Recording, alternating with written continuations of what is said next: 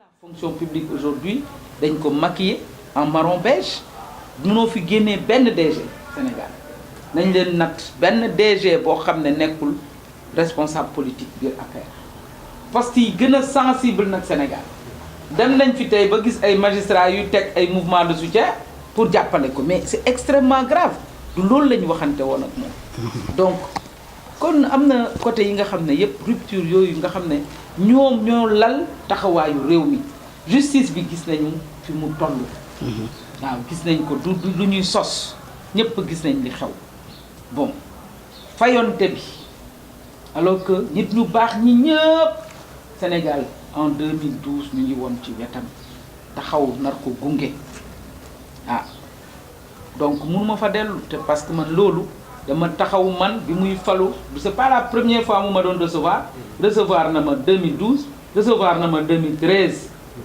avant 2018 mais la ma ko wax mooy damay des sentinelle je veux rester une sentinelle parce que camp boo gis am na sentinelle bu amul sentinelle le camp n'est pas sécurisé sentinelle lay def boo jaaree ci liñ waxanteeg askan wi nga jëfe ko dinaa la sargal dinaa la encourager su ma gisee lu ma xalaat ne mën naa ci dox defar ko danaa ko dox duma la ci tàggu. mais am na yu baax yu mu def. waaw jàpp ni kon yu baax yi yu bon yëpp ëpp. mais nañu waxante dëgg Sénégal tey la wàllu gën a ay gis ngeen ko fu justice nërmeloo mais lan moo fa des ah tey boo jëlee tey jii alalu réew mi tey la xëy gën a ñàkk ci réew mi ay dépenses de prestige yi nga xam ne ñun moom lañ doon bañ mais tey lu ko raw lañ fi def jëlal Thiès. mais jëlal Thiès nga xool rek raay bii tumur ranke bi waa Thiès nekkee te ñu defaroon raay bi tey rek macha allah. à côté am na inauguration. non mais ñu ñëw tey dëppee ko terre. mais terre bi nañu waxante dëgg est-ce que Ibrahima moom prix bi mu wax 629 milliards la def ci terre bi. pour moins de 40 kilomètres de rail. mais est-ce que bi ma koy calculer xam nga kilomètre ba egg na presque ñaata 16 milliards ñaata milliards ay milliards yu dul jeex. diviser leen ko. jël leen 629 milliards yooyu ngeen diviser ko ah man da ngeen ma par 40 suñ ko calculer 629 divisé par 40 kilomètres matu ko sax foog na ndax Dakar Rufisque 25 la. Rufisque Diamniadio ñaata kilomètres la xam nga ne matul 15 xam nga matul 40 kilomètres. nga def si 629 milliards diviser leen ko. au moins 10 milliards par kilomètre. ëpp na ko foofu. non c'est presque 20 milliards par kilomètre. waa léegi loolu benn 20 milliards boobu bu ko coppati woon dugal ko ci Transrail bii. Dakar bu ma ko feral kon tey machine yaa ngi dox raay yaa ngi dem ñooñu di liggéey loo xam ne mooy tax ñuy fay seen bopp. du ñu toog weer wu jot di joytu ne nañ leen jox seen salaire. rupture yooyu man laa doon xaar. rupture yooyu amul. parce que voilà terre bi du suñu teeru tubaab yi la. ni autoroute bii nekkee autoroute tubaab yi. ma ne jëlee ko Dakar. la ngay fay chaque jour ma di ko fay. ñaata yoon saa yooy dem. compter ko nga xool di tubaab bi joxe. ils ont donné 30%. je dis man première tranche autoroute bi laa lay wax. Eiffage 30% la ñu joxe ci coût autoroute bi. man nag dinaa ñëw tey ma ànd ak yow ñu ni ñaar fukk a ngi nii dañu war a génnee ñaar fukki dërëm pour liggéey lii. yow nga joxe juróom benni dërëm. yow nga joxe ñetti dërëm sax lay wax ah. juróom ñaari dërëm yooyu yëpp man maa ko joxe. nga bëgg ma jox la ko 30 ans nga koy exploiter nga ciy jëlee xaalis bi nga ciy jëlee ah. mais pendant 30 ans. c'est énorme dañu waxante dëgg. c'est énorme de suñu intérêt. voilà man dama bëgg yooyu nag moo tax man mënuma delloo benn bokk te man de bokk ma ci ñiy wëccu di lekkaat seeni wëccu loolu mooy sama problème ndax xalaat naan loolu du yëfu ko. dëgg la madame dama bëgg ñëwaat ci justice bi nga doon wax sànq. justice bi boo xoolee nu muy doxee Sénégal yàgg nañ ko joytu du ci Macky Sall kese. malheureusement changé wut finalement est-ce que problème mu nit la est-ce que du problème mu système. mais je suis d'accord. que soo jëlee nga jël conseil supérieur de la magistrature. voilà. nga ñëw ne président de la république moo koy présider. ministre de la justice moo ca topp. te foofu lay carrière magistrat yi fa lañ koy régler. mais li wóor ba wóor mooy ku la abali bët. foo ko neex ngay xool donc te moo tax man tey candidat Idrissa Seck ba ma xoolee tey. programme am. gis naa ne bokk na ci li mu mbébét pour justice bi. nekk conseil supérieur de la magistrature président de la république dootu fa toogati. mu mel ne dugg nga ci question. waaw maa ngi ciy dugg. pourtant Macky loolu la waxoon tamit en 2012 te malheureusement moom la continuer foofu laay waxee ndax problème mu nit la est-ce que amul loo xamante ni tey mooy pousser nit ñi une fois que ñu dem palais. ñu changer. waaw xam nga lu tax. waaw d'abord doole ji ñu jox président de la république lañ war a xool. parce que su dul loolu président bu la fi dig dara. voilà du dootu ko defati te gis naa aussi ci programme boobu. lu ni mel.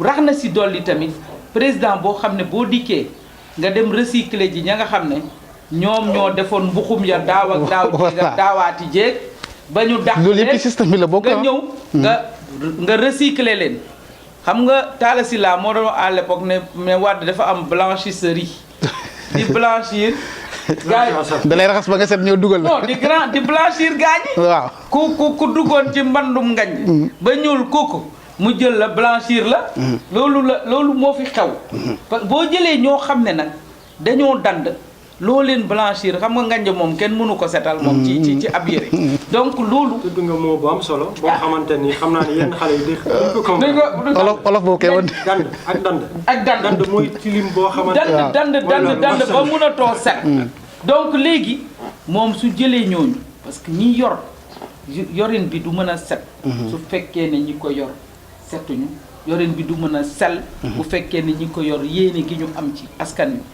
dëgguwul donc moo tax tey ma xalaat ne en tout cas ñun li ñu bëgg li ñu wax candidat Idrissa Seck mooy sa programme lu mu rafet ak taaru su ëllëgee ay hommes et des femmes de valeur ñu nga ko war a ànd liggéey ko bu amul li ñu am ci Macky Sall donc lañ cay am c'est important Ibrahima bi honorable mooy dañuy dugg ci question boobu lu tax nga taamu coalition 2019 Idy 2019 mais coow li mooy engagement yi moom même le président Macky Sall dafa waxoon ni rupture mais est-ce que jàppuloo ni kaddu homme politique yi léegi c'est vrai que ni ñu ko waxee léegi sama dépourvu de léegi ne système bi lañ fi war a jël nit ñi ñu ci mel ni président Macky Sall en 2012 waxoon na ni bu ma ñëwee rupture laa indi aujourd'hui Idriss Seck promet au Sénégalais d'apporter la rupture ci yan sukkandiku nga taxaw pour gëm ni war na mën a doon boobu rupture certainement mooy doon li tax nga wax ni lu tax nga taamu ko moom Idrissa Seck waaw li mu tax ma taamu Idrissa Seck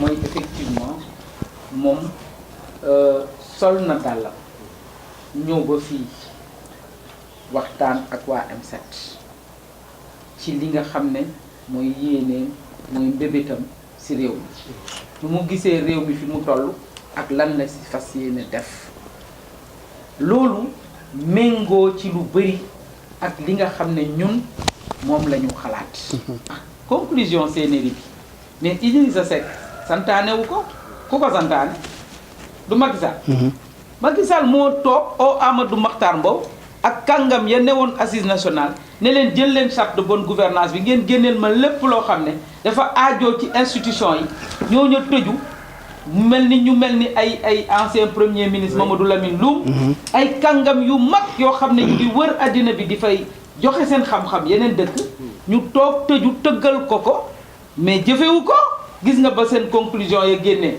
wax ji mel ni tuleeg man ñu ne du defuñu li leen président santoon donc ça veut dire que affaire boobu naxee mbaay la woon volonté politique moo manqué volonté politique boobu nag bu ko nit ka amul na ñaan yàlla mu am nit ñoo xam ne dinañ ko jàppale ba mu def ba mu dem defe ko ba mu am ko alors yow su fekkee ni que yow dañ la teg comme Dieu le Père kenn du la wax ñëpp di la jaamu ni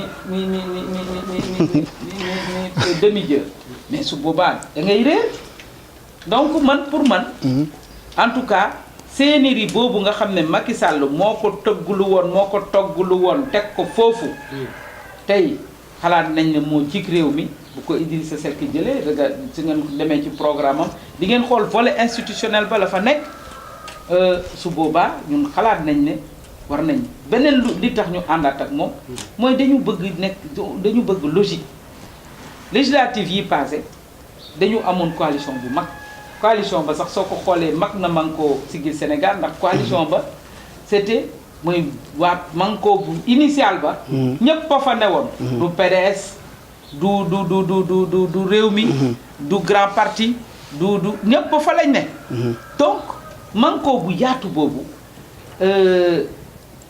benn candidat moo fa rescapé tey mooy Idrissa Seck manko bu yaatu balaa la wax de waxuma la sax manko taxawu Sénégal bi ñu mujjee woon. ñun mooy bi Decroix initié woon. mais manko wattu Sénégal bu mag boobu. soo ko xoolee manko boobu moom rek moo fiy rescapé comme candidat bu fekkee ne lañ doon woote ci manko boobu. dëgg la woon. loo xam ne mooy intérêt Sénégal moo ñu taxoon daje ci manko boobu. ba ñun ñu mujjee dem manko ba xar ñaar. ñun ñu dem nekk manko taxawu Sénégal jee dem nekk wattu Sénégal mais ñooñu tey bu ci amee benn rescapé boo xam ne mooy candidat bu dee yéene bi ñu am ci Sénégal dëgg la woon ci ñoom ñun war nañu mën a dem teg foofu suñu boobu nag am na noo xam ni doxee na ko ndax 20e position lañ la defoon alors que yaa ngi doon doog a génn fraîchement bokk ci ñi ñu jàpp ni seen liggéey ci assemblée nationale am na solo est-ce que yooyu tolof jaaxal na ci tamit. waaw xam nga loolu ba mu amee bu fekkoon ne que nekk na loo xam ne nekk na mën na maa décourager kon duma campagne législative xam nga duñ la def 20e ba pare neexu la naqari la gënaluma parce que gënalul Sénégalais yi man demuma assemblée pour toogal fa sam bopp.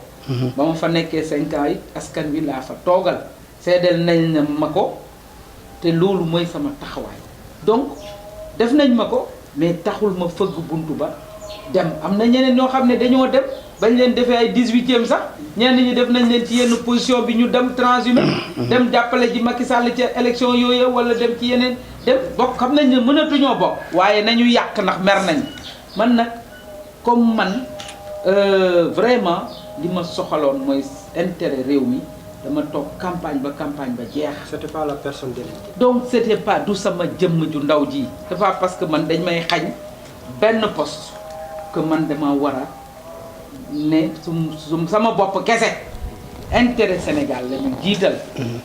am na lu fa xewoon lu ñu neexul mais war nañ am capacité bu dee Sénégal rek moo ñu ñor ñu dépassé ko su intérêt Sénégal taxawee ñu fàtte loola dem ci intérêt Sénégal.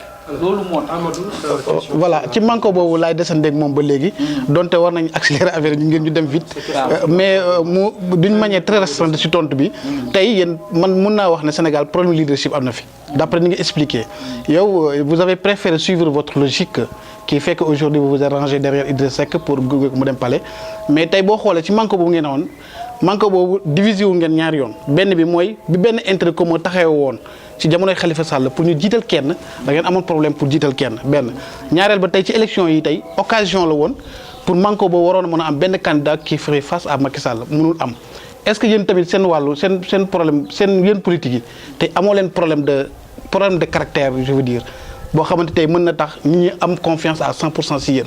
xam nga lu ma lay njëkk a jox. waaw gis nga Idrissa Seck mi. ñoo àndoon Benno Bokk Yaakaar. oui 12 dëgg la. benn at la fa des. mu dem. ba mu demee wax nañ ko lu ne.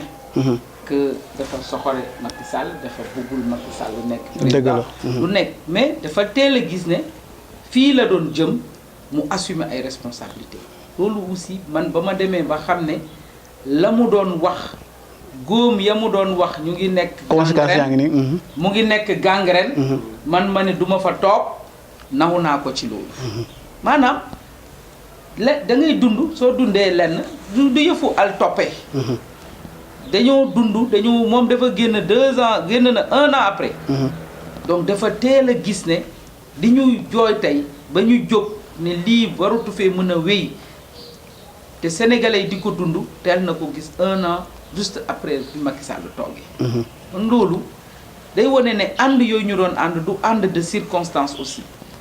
dit dina njëkk a yeewu gis ne lii baaxut keneen ka xëj na teelu te yeewu pour gis ko. mais bu ko gisee waratul xool boppam waratul xool intérêt man su ma doon seel ay intérêt personnel peut-être que du ma fi nekk tey. dëgg la Ibrahima nga baal ma lu tax tey nga xaar ba mu lancé mu lancé campagne am ba pare nga doog a déclaré da ngay ànd ak moom donte sa gis nañ le jour ji bi muy def premier campagne am fii pourquoi xaar ba 2-3 jours campagne ba Idrissa Seck lancé wu ba pare nga doog a accepté ànd ak moom. wala nga doog a déclaré ànd ak moom. ñun déclaré nañ ne dañuy ànd ak moom depuis veille démarrage campagne bi.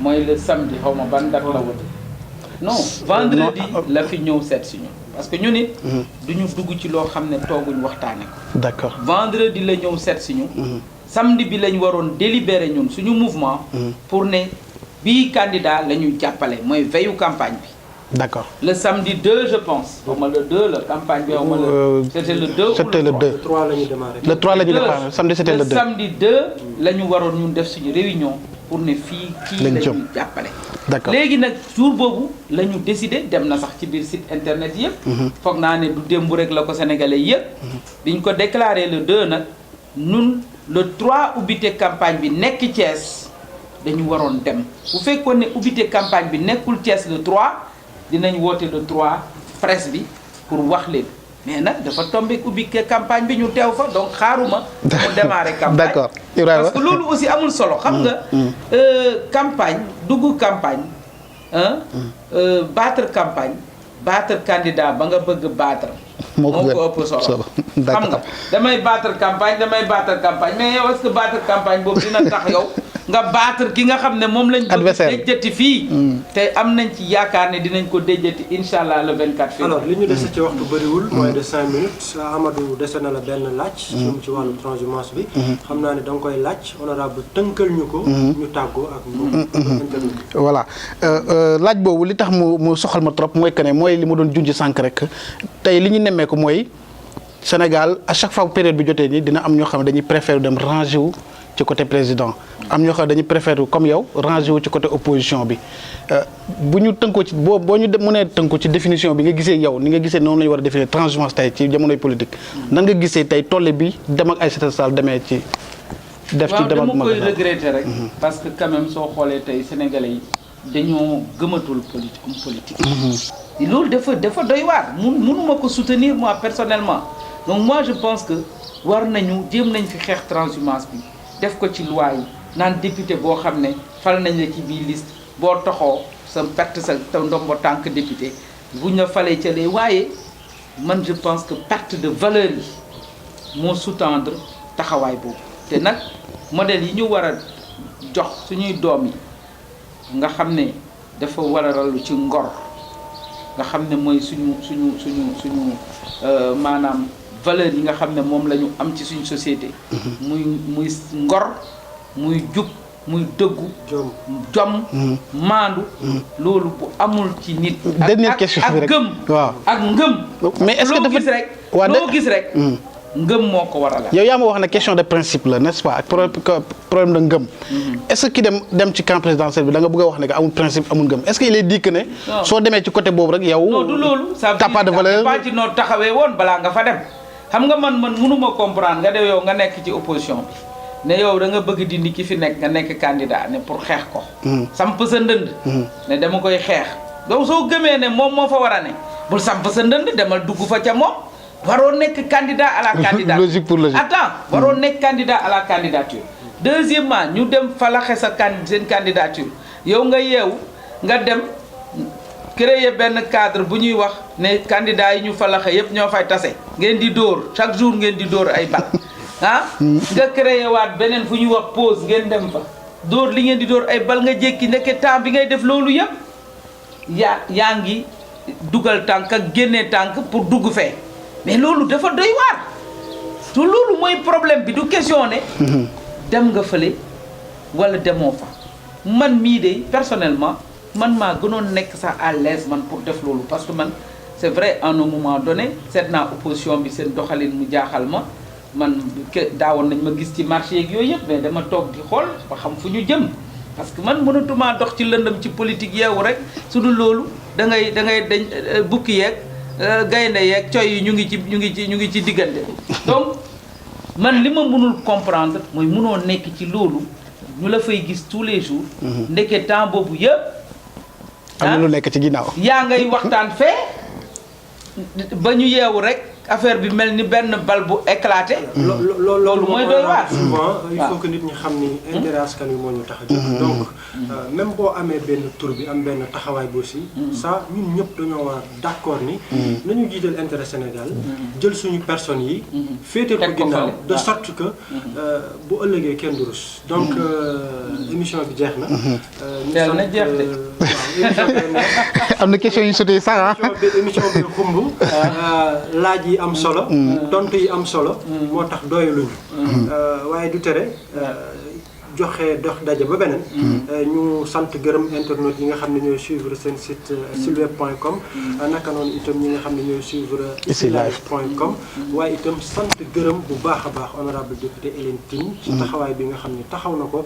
sant gërëm techniciens yi waa Clap Africa Papiska ak son équipe évidemment l' équipe de ici-live.com itam ñu ngi leen sant leen gërëm ci teewaay bi ak taxawaay bi honorable bàyyi la nga tàggoo internet. waaw jërëjëf maa ngi sant yàlla di jéggalu ci ñi nga xam ne ñoo ñuy internet yi su fekkee ci wax ji am na ñoo xam ne li ñu wax mën na leen bañ a maanaam mën na leen heurter. ñu xam ne wax rek moo jafe. di leen wax ñoom ñëpp di leen remercier yéen tamit muy Silweb muy ici live muy donc Clap Africa. di ñaan nag di wax ñi ñuy déglu ak di ñu seetaan ne leen ñu ngi leen di tàllal loxo ñu votel suñu candidat Idrissa Seck le 24 février 2019 ndaxte tey gis nañ ne programme bi mu am ak jaar-jaar yi mu jaar ci année yi yëpp tax na mu ak expérience d'état bi d'homme d'état bi mu am war na tax tey ñu ànd ak moom pour li nga xam ne moom la ñu gis te di ko rëccu ci alternance bii nga xam ne moom la ñuy dund ñu dindi ko fi jërë ngeen jëf Amadou. voilà ñu ngi am mbégte ba tey di jeexal émission bi di si jàmm ak salaam neex na lool madame ñu ngi koy remercier bu baax wax dëgg yàlla tontu na ci laaj yu ñu ko laaj yëpp amul benn question bu mu esquivé yow tam Ibrahima tous les mérites vous revient ñu ngi lay jaajëfal wax dëgg yàlla ci initiative bi nga jël di ko rafetlu merci beaucoup. jërëjëf Amadou sant la gërëm la naka noonu Gustave Emmanuel Faye ak équipe bi yéen itam internet yi dox daje ba beneen émission Agora ci silweb.com jërëjëf.